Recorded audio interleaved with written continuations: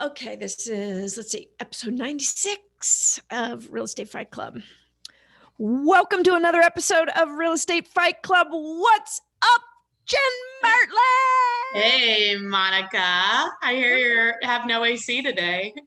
I have no freaking AC, so if you aren't watching this on YouTube, you may want to go over to our YouTube channel and tune in because you might start seeing some sweating going on. I don't know. You're going to be so grumpy. Yeah, and it's hot and muggy here. And I walked into the building. I could tell the minute I walked in, I was like, oh, God, something is wrong. But here's what it does. I immediately go to gratitude. I know you're going to laugh at this because you're going to like roll your eyes. My eyes are already rolling. I know, but I really do like those moments where you're like, damn, the rest of the year, I'm so grateful for it. I don't know. I'm going to leave here in a minute. You can, I'm not a tree. I can move. Right. You can get the hell out of the office. But God, you just the little things you take for granted when they're gone. I just try to absorb those moments. Yeah, that's so good. You're such a good person. No, I think it's a defense mechanism. So I don't like hurt somebody. I feel like, people can be too positive, Anyway, back to the show. I'm glad you guys are all here today. We appreciate you showing up with us and we love spending the next, 15, 20 minutes with you. And today, Jen and I are going to duke it out over this question.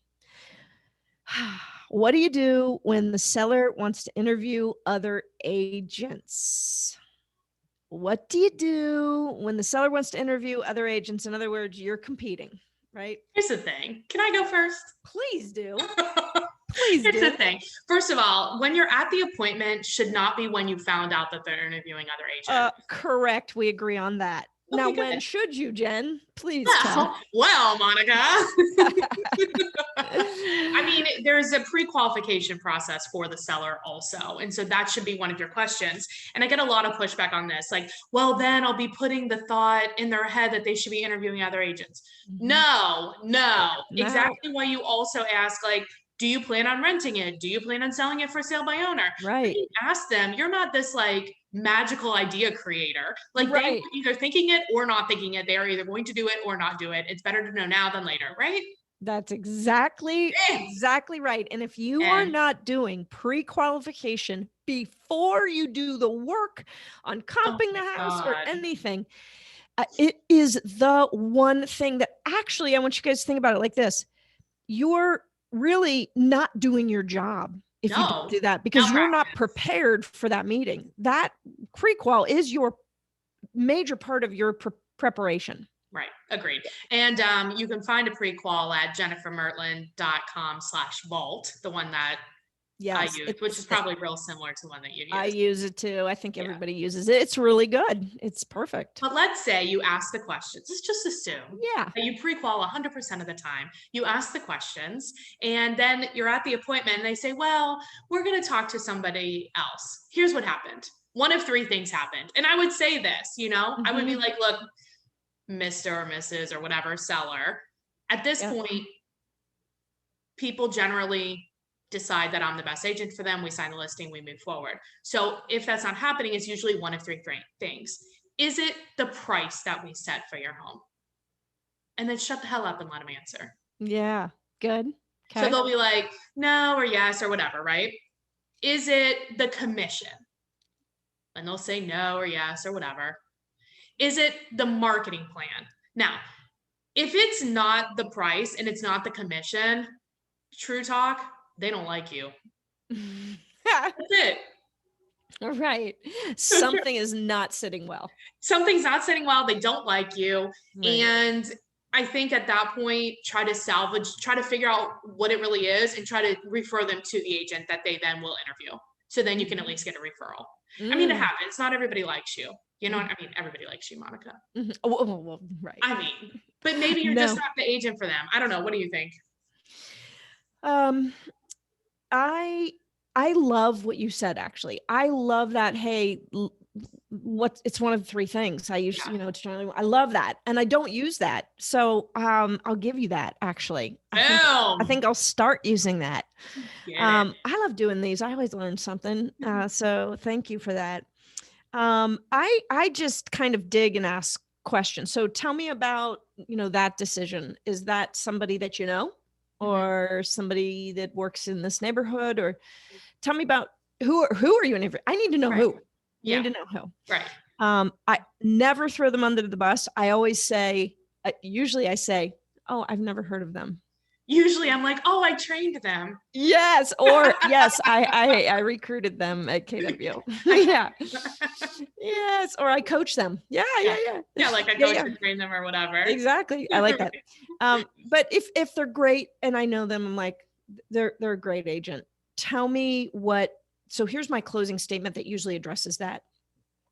What did you hear today or didn't hear today that would prevent us from moving forward right now? That's a great question. Right. Yeah.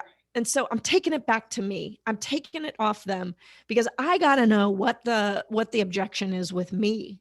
Right. And if I can handle that right there at that table, I can prevent that next meeting, But part of the pre-qualification process and part of before you get into kind of into the presentation, I mean, you literally have to ask them if what I say makes sense and you feel comfortable and confident that I can sell your home or we can sell your home. Are you going to be comfortable moving forward today? And if you've already asked that at least once, you should really be asking it twice before you even start, then this objection will not come up. But let's say, even if they say like, no, we would not be comfortable, we really want to interview other agents, blah, blah, blah, I would still like press for the close then. And if you can't, and by pressing, I mean at least 5 times, not once, like literally uncomfortable amount of times. Like make it uncomfortable. Don't do it. They won't do it. They'll do it. Yes. But let's say you can't. Then, and they're still like, no, I want to honor my word to them. I said I would interview them. Then I would say, look, and I feel like we've talked about this before, but I'd be like, hey, look, do you feel that I can sell your home? And they're like, yes. Okay.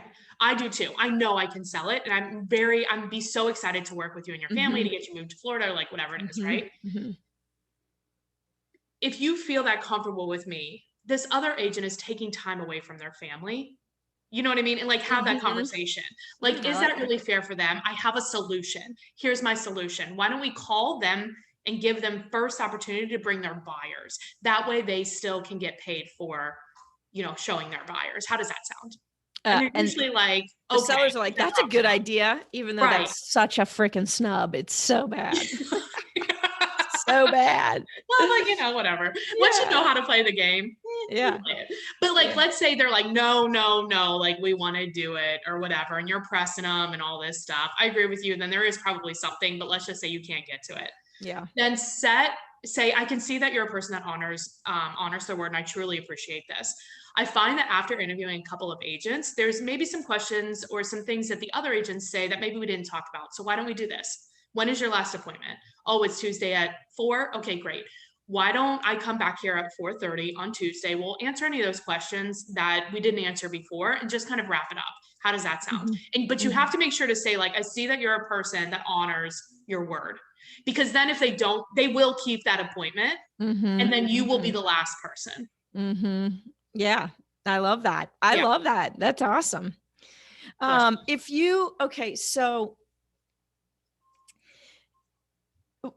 I love your ability to sort of handle that in the moment. And when that comes up, you got to be able to move on your feet and answer quickly and be sharp like that. Great points. One thing that I have done in my listing presentation that sets those meetings up to fail, because if that's going to happen anyway, the next meeting, not yours, not mine. The next meetings, the interviews, right? And this is really important. So if those are going to happen anyway, then I've got to show up in a way that sets me apart from those interviews. So one thing that I do, and it's too much to go in on this podcast, but maybe we can do a video on it or something. But when you are, most agents come and they present comps. They do pricing based on the last 6 months, or in this market, the last 3 months or the last year or whatever. And they're like, this house sold for this and this and this. And it's just and they're looking backwards, right? when you have the ability to look forward, then you can position the supply and demand discussion as a discussion that only you know how to have. Yeah. And what I'll say is, hey, what I find is other agents come in here and they try to price your house by looking backwards. And that's only one half of the story. Ooh, and if you don't have the entire story, i.e. today's dynamics and what's going on and how many buyers are we expecting to see in each of the next 3 months and how much inventory do we have and where do we have to be aggressive and not aggressive according to your segment? Because luckily you called me here and I do understand the entire vision. But where does that data come from? Well, that comes, you can do it through a broker metrics type Teradatum thing, but you can also do it based on this time last year pendings, or I'm sorry, solds, and just back it up 1 month. And that's when you know when the buyers wrote offers. Right. And you can do that for the last 2 years. So you can see trends. Is this a time where we're going to see 2, 3, 4 offers on houses? Or are we going to see 17, 18, 19? So it's really more about like more digging into the data and into the numbers and explaining kind of like a big picture. We do like a trends report too. So that's really similar, but like explaining it like big picture and then talking about them specifically and talking about like the big picture market as a whole is a lot different, I think, than other conversations they're having. It is. And don't be afraid to point that out.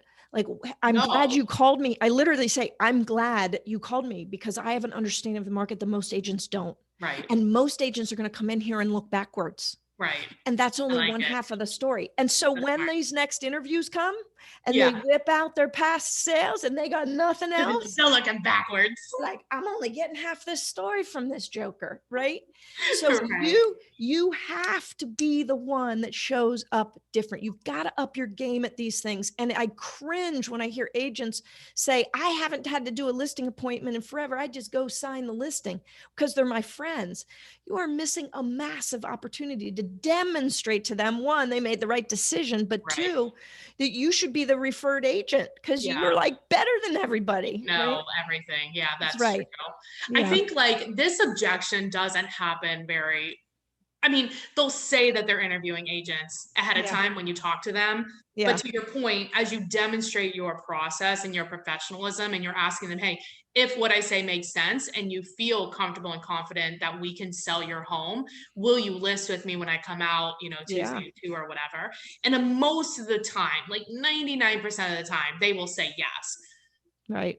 But when they don't, or if they don't, it's like you have to like push, because that is where you're demonstrating what you're going to do for them. And you can even say, look, if they seem like they're getting uncomfortable, be like, look, I know I'm asking you a lot, but imagine what it's going to be like when I'm trying to find a buyer for your home. Yeah, this is like that's where I get paid. Yeah. You know what I mean? Like, can you imagine what it's going to be like? And they're like, oh shit. Like, exactly. They're like, sign. You know what I mean? Because when you get the appointment, do not leave there without signed paperwork or at a minimum the second meeting. But you cannot do the second meeting without asking minimum 5 times for the paperwork. So let me ask you this. It seems like when you do the pre-qual and you ask, hey, if you like everything you see and this goes well, whatever, are you ready to move forward with me? I know you say today, but just in general, are you ready to move forward? Right. Do you point back to that conversation? Now, when we talked earlier, you said if you liked everything, and now you're saying no. So obviously there's something we're missing here. What are we missing? What changed? And honestly, it's still one of the 3. Yeah. Commission, price, or marketing, which is you. Like, they don't like you.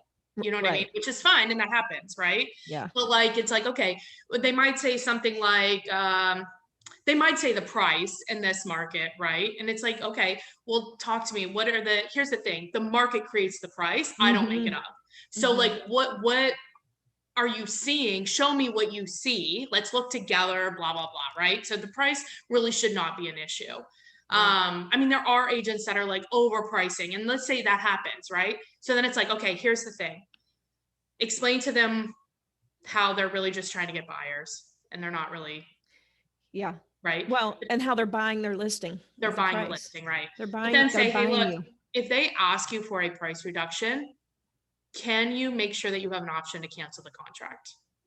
Because then you will know that we looked at it together and I told you the truth. I wasn't just buying a listing. And that's happened before and they have come back. Nice. I've said that. I've never had anybody come back. It does piss me off. Nice. Yeah. Like, do you normally like people lying to you? I sometimes want to say that. Don't say that. Right.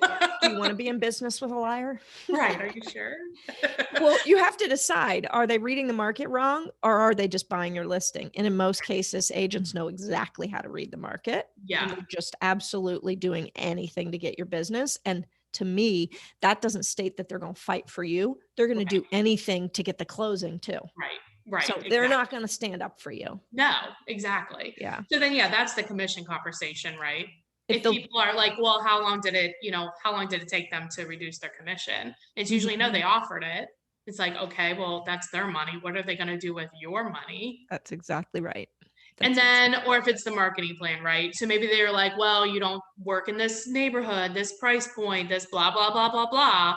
And be like, I can hear that concern and try to handle the objection. But if they're not if they're not having it, which you should already know before you go out there, that just tells me you didn't pre-qual hard enough. True. But then just go for the referral. Be like, I have a colleague that specializes in this neighborhood, this price point, whatever.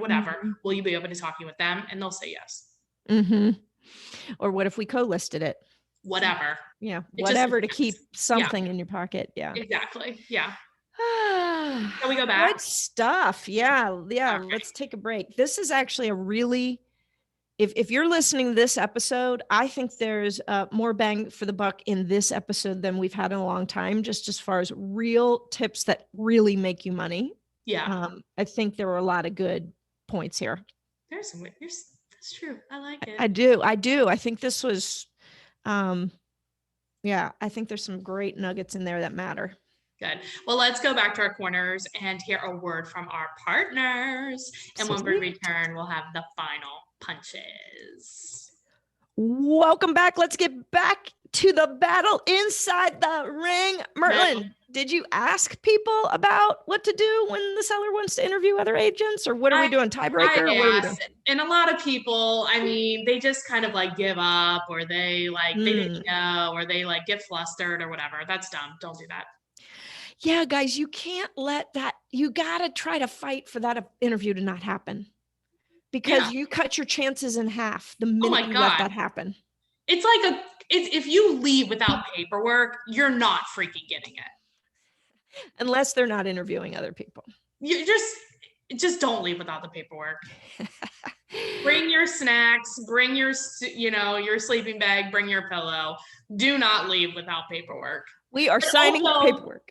But also don't go if you're not sure if you're going to get the paperwork or not. Like, press early enough on them, know their motivation, know all this stuff, make sure that they are ready, willing, and able to sign. Do you know, there are several agents that I know that do not compete. They deny the interview. If the person says, yes, we're going to interview more than one agent, they say, I don't compete. Because they are protecting, it's a standard they've put in their business, and they're protecting their family's time. If you don't trust the referral that was given to you, that I am the best person for this job, then I'm not gonna. Now, if I come and blow it and it's a no deal, then I get that. But just flat out to come and compete, they're not doing it. Well, it actually works really well for both of them. I know two people doing that. Good for them. A gal up in Michigan and then a gal here in Cincinnati. Great. And they both do really strong business, and they have boundaries for their family, and their business increased when they started doing it. I mean, I know I'm not there yet, but I do admire it. And I think it's got to cause the seller like a moment of, like, really? Okay. And it will either work for you or it will work against you. Yeah. I think it just depends. I think you have to like really take stock in who are your clients. Yeah. You know what I mean? Because if somebody said that to me, I'd be like, okay, bye. Good luck. But I guess you're right. If it's a referral versus like a cold call, that could be different. It's the referral. And it's like, look, if John and Sally's word is not enough for you, then I have to look at, my time away from my family, that I'm not going to do that. I haven't had to do that or whatever. Okay, I think it would spin off wrong on some people for sure, but I'd be like, okay. What do you think? What's your, is that your wrap up? It was just something I thought applied to this story here. So I think the number one thing, ironically, to take away from this is if you're not doing a pre-qualification interview with all the questions, not just the questions you're comfortable asking. No, I mean, all of them about their mortgage, about a second, about liens, about freaking everything. What they think the price should be, if they're going for sale by owner, if they want to rent it, all of it. You can ask more questions, you just can't ask less. That's right. I think that's ironically the big nugget, because that enables you to then battle what we just talked about, but you're not prepared unless you've done that. I agree with that. And then I would just add, ask more than you're comfortable with. Yes. Ask for the business more often. I find that that's one of the primary mistakes agents make, is not asking for the business. Yes. And I will say, I'll raise my hand and say, I give up too early on that, because I don't like the discomfort. Boo. I know. I don't like to make other people just uncomfortable, and I certainly don't like to be uncomfortable. But I've gotten better. I will ask more than once. I just don't know, 5 times, baby. Oh, that hurts. Don't get cry, baby. It doesn't know. hurt. It gets to the point, right? Because always when somebody asks you something, your first off the cuff answer is never really the answer. So then they ask you again, or they ask a clarifying question about it, and then you give them a little bit more reality, but it's never really still the answer. Mm-hmm. And you ask them again and again, and you just go down and down and deep and deep and deep until they're like, actually, no, we do want to list with you. Fine, yeah. The one thing you said that would make me more comfortable that I think I'll use is tying it into, hey, look, this is how I fight for what I want. Right. And when I'm on your team, this is how I'm going to fight for your highest and best offer that is most convenient for you. That's what they're hiring you for. Yeah, that you're demonstrating how hard you'll fight. And I think tying it back to that for somebody like me, high I, it feels comfortable. Okay, good. I'm glad. So thanks for that little nugget. Glad we could nail that down. All right. I think that's going to have to be the end of today's battle. If you enjoyed this battle, please go to our Facebook page. It's Real Estate Fight Club podcast. Go there, like it, comment, do that all also. Wherever, do all this stuff. You can also hit us up on Clubhouse Thursdays at noon Eastern, where we fight about stuff. That's pretty fun. Okay, good. I like it. Come fight with us. And of course, if you have questions about EXP and all the benefits, feel free to give me a call or text 513-400-1691. Thanks, Monica. Sweet. You're welcome, Jen. Thank you. And I didn't pass out of heat. Yay. So congratulations. We made it. Yay. Glad you're alive. All right. See you next time. Bye.